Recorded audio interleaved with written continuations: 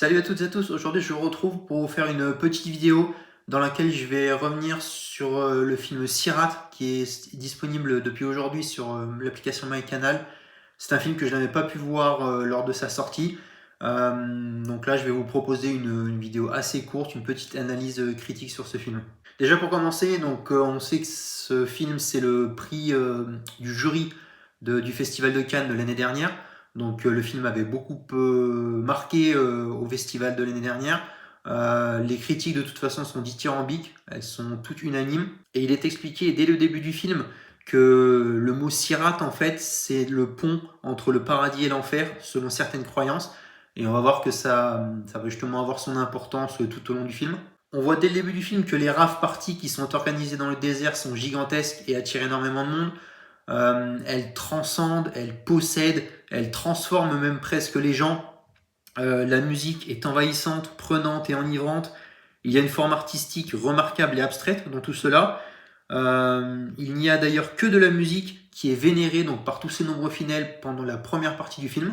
Parce qu'en fait, l'histoire, c'est qu'un père recherche désespérément sa fille qu'il suppose s'être perdue dans le désert. Il est donc avec son fils pour essayer de la retrouver, sachant que ça fait 5 mois qu'elle a disparu. Elle est donc perdue dans l'immensité du désert. Ils vont alors suivre un groupe de ravers qui vont du coup participer à une autre rave un peu plus loin. Et on voit aussi dans ce film la pauvreté des habitants qui est très claire, la sévérité des militaires.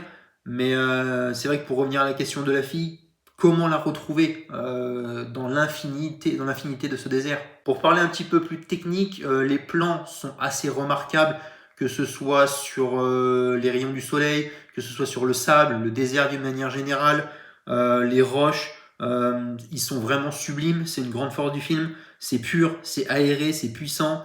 On ressent à travers ces plans, à travers la photographie, la grandeur de cette terre aride, perdue et abandonnée. Le film, c'est aussi une question de partage, parce que les ravers offrent du coup à Louis et à son fils leur savoir, leur expérience sur les rave parties, sur ce qu'ils savent, et aussi sur leur soutien, alors que de leur côté, Louis et son fils leur donnent des vivres et leur partagent tout ce qu'ils ont. Après, c'est vrai que ce film, c'est un véritable chemin de croix pour tous, en fait, plus précisément sur Louis et son fils, mais aussi sur tout l'autre groupe d'individus, parce que la vie, elle ne vous donne pas ce que vous cherchez, elle vous donne ce dont vous avez besoin.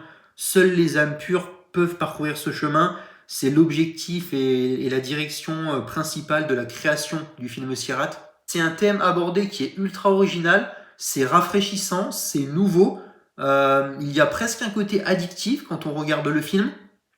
C'est une œuvre choc et précisément traumatique parce que le périple engagé par cet homme, il est grand, il le dépasse même.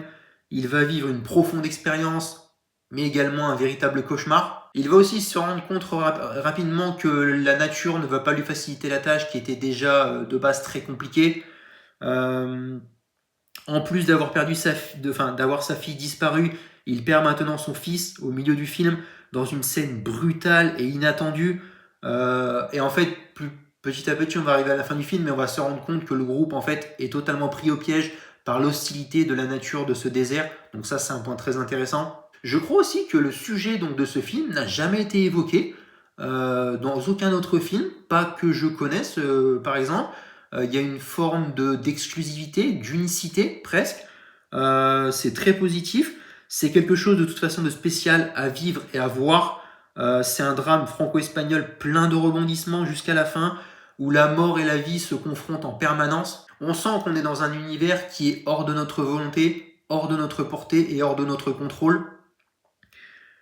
Un monde presque onirique qui nous dépasse littéralement quand on voit la grandeur de l'infinité du désert face à ces humains qui sont tout petits.